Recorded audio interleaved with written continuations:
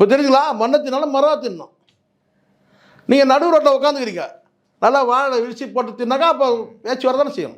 நீங்கள் பாட்டு பாடுறது, கோயிலுக்கு போகிறது, ஒரு கணவன் மனைவி மாதிரியான அந்த வாழ்க்கையை நீங்கள் வந்து மக்கள் மத்தியில் எப்படி பேசுகிறாங்கிறத யோசிக்க வேணாமா? நீங்கள் ஒரு பொறுப்புள்ள ஒரு கலைஞர், நீங்கள் சினிமா கலைஞர், நீங்கள் சாதாரண செலிபிரிட்டி, நீங்கள் உங்களை எத்தனை பேர் ஃபாலோ பண்ணுவாங்க?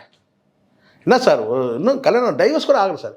இங்கே நீங்கள் டைவர்ஸ் பண்ணிட்டு பண்ணுங்கள், யார் கேட்க போகிறாங்க? எத்தனை பேர் அந்த மாதிரி பண்ணியிருக்கிறாங்க சார்?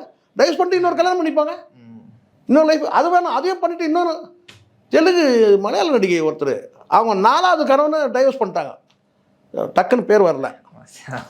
4வது கணவனை டைவர்ஸ் பண்ணாங்க. எவ்வளோ ஒரு மனதைரியம் வேணும் பாருங்கள். இது எவ்வளோ சகிப்புத்தன்மை அவங்களுக்கு இருக்கு பாருங்கள், எவ்வளோ சகிப்புத்தன்மை.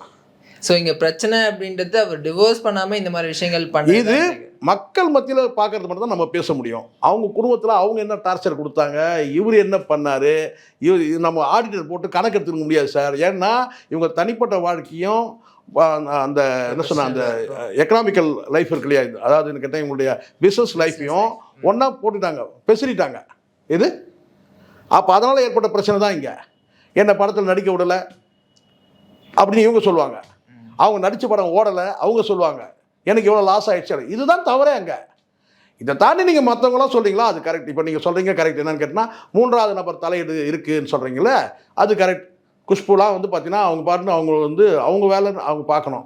இது தேவையில்லாமல் இன்னொரு குடும்பத்தில் போயிட்டு நீங்கள் அவங்க கணவன் மனைக்குள்ளே இருக்கிற அந்த பிரச்சனையில் ஒரு சைடுக்கு நான் சப்போர்ட் பண்ணுறேன்னு சொல்லிட்டு அங்கே போயிட்டு நீங்கள் உங்கள் கடை விரிக்கிறீங்கல்ல, அதை பண்ணக்கூடாது. கணவன் மனைவிக்குள்ளே பிரச்சனை, அங்கே மாமியாருக்கும் மாமனாருக்கே இடம் கிடையாது. எந்த 2 சைடுமே நான் சொல்கிறேன். கணவன் மனைவி பிரச்சனை 4 சோத்துக்குள்ளே அவங்க அடிச்சுட்டு ஒன்றாயிடுவாங்க. கூட நடுவில் போய் யாராவது உள்ளே போயிட்டு அங்கே போய் வந்து பார்த்தீங்கன்னா வந்து எண்ணெயை ஊற்றும் போது அதுவும் நீங்கள் குரூட் ஆயிலே ஊற்றுறீங்க, என்ன ஆகும்? பற்றி எரியும்.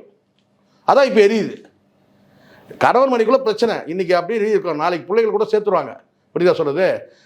ஒரு கட்டத்தில் வந்து பார்த்தீங்கன்னா வந்து ஆசை 60 நாள், மோகம் 30 நாள், ஆசை 60 நாள் சொல்லுவாங்க இல்லையா. அது கொஞ்ச நாள் போனதும் வந்து பார்த்தீங்கன்னா வந்து கள்ள உறவு எப்பவுமே கள்ள உறவு தான் சார். இது கள்ள உறவு தான், நல்ல உறவு ஆகாது.